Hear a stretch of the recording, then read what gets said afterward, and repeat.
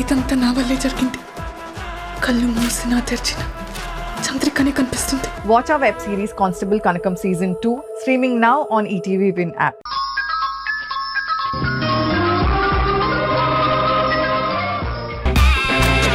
మన డ్రీమ్ నెరవేరిపోతుంది. ఏమైంది మధు? మనం ఎన్నో రోజుల నుంచి ఎదురు చూస్తున్న హవాలా డీల్ జరగబోతోంది.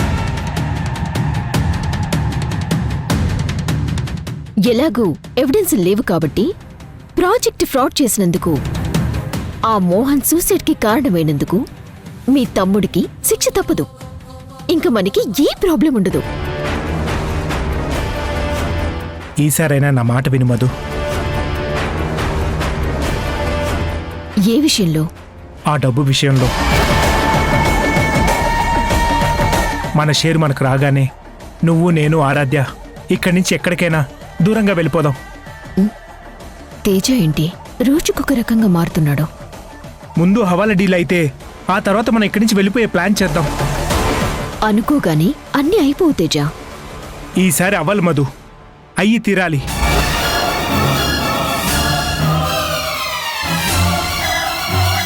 ఇక్కడ ఉండటం, ఇంట్లో వాళ్ళతో మాటలు పడటం నాకిష్టం లేదు మధు. మనం వెళ్ళిపోవాల్సిందే. మీ ఫ్యామిలీ మీద నా పగ తీర్చుకోకుండా అలా ఎలా వెళ్ళిపోతాం? ఎక్కడికి వెళ్ళేదే లేదు.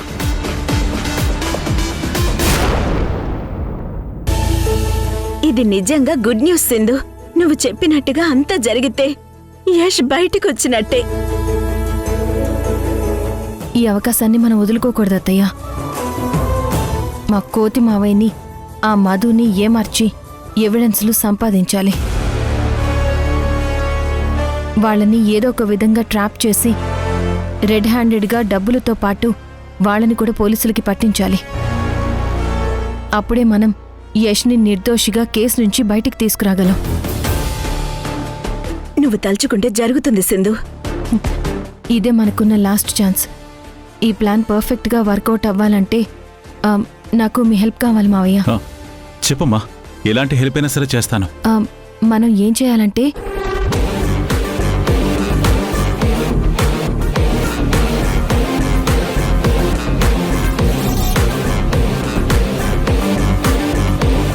ఇంతే కదా, మీ మావయ్య చాలా సింపుల్ గా చేసేస్తారు.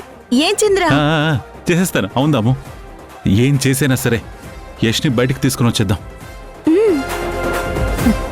రేపటితో ఆ కోతి మామ మధుల చాప్టర్ క్లోజ్ అయినట్టే. ఇక వాళ్ళ ఆటలు సాగవు. వాళ్ళ కథ జైలుకి. జైల్లో ఉన్న యష్ మన ఇంటికి వచ్చేస్తాడు.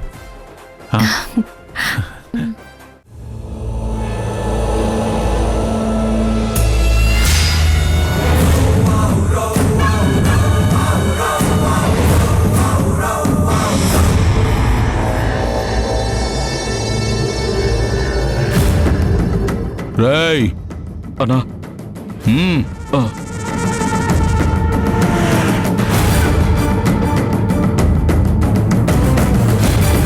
నమస్తే అన్నా.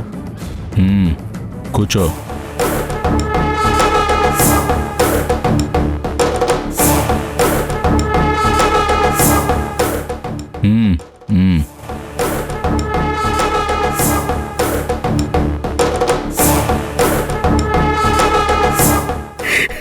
రే కాల్ దిరా. రాయంట్రా. నిన్నేరా కాల్తీ. తీయడు.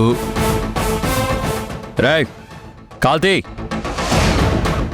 రేయ్ నువ్వే సైడ్ నుంచి పో.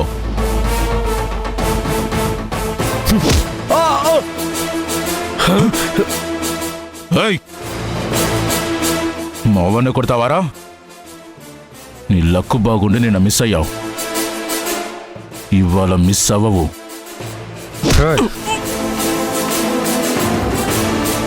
సైలెంట్గా ఉంటున్నానని చేతగాని వాణ్ణని, పిరికి వాణ్ణని అనుకుంటున్నావా?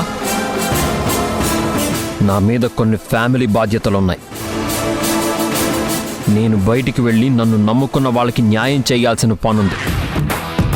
అందుకే చాలా వరకు ఓపిక పడుతున్నాను. లేదంటే వచ్చిన రోజే మీ ముగ్గురు సంగతి తేల్చేవాణ్ణి. ఏంట్రా రెచ్చిపోతున్నావు? రౌడీ గడివి నీకే అంతుంటే జెంటిల్మెన్ని నాకెంత ఉండాలరా? తెగిస్తే నీకన్నా పెద్ద రౌడీని నేను.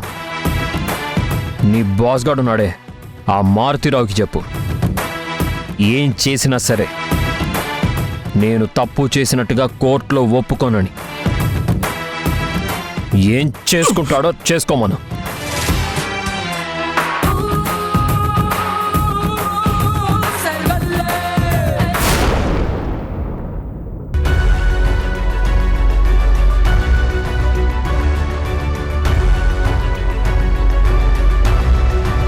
ఆరాధ్య, ఏంటి? కాలేజ్కి వెళ్తున్నావా? అవును, ఇదంతా నీ వల్లే కదా. నేను ప్రశాంతంగా ఇంట్లో ఉండడం నీకు ఇష్టం లేదు కదా.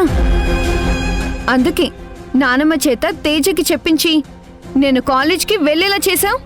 ఏ వయసులో చేయాల్సింది ఆ వయసులో చేయాలమ్మా. ఈ వయసులో నువ్వు బాగా చదువుకొని గొప్పదానివి కావాలి. All the best. నీ కాన్సంట్రేషన్ అంతా చదువు మీదే పెట్టు.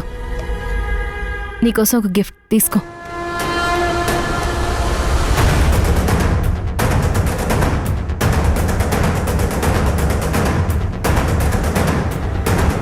నీ గిఫ్ట్ నాకేం అవసరం లేదు.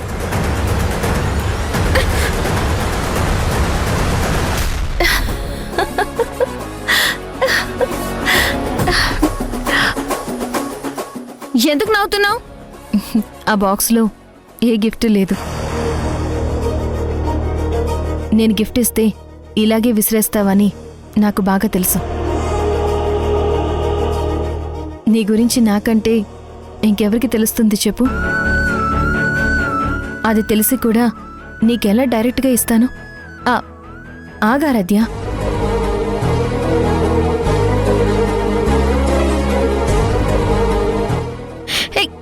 వదులు.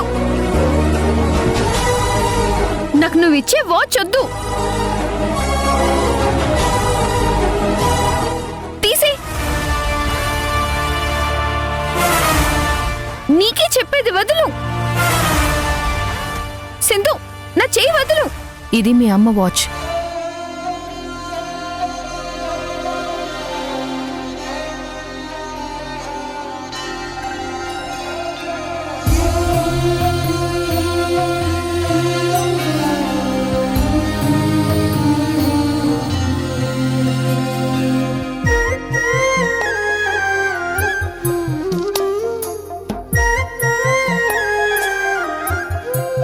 నేనేం చేసినా అది నీ మంచి కోసమేనమ్మా.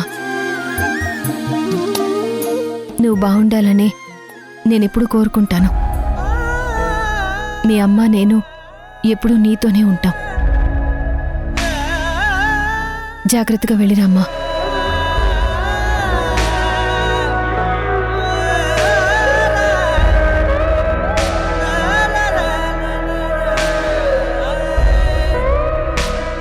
మా అమ్మ వాచా?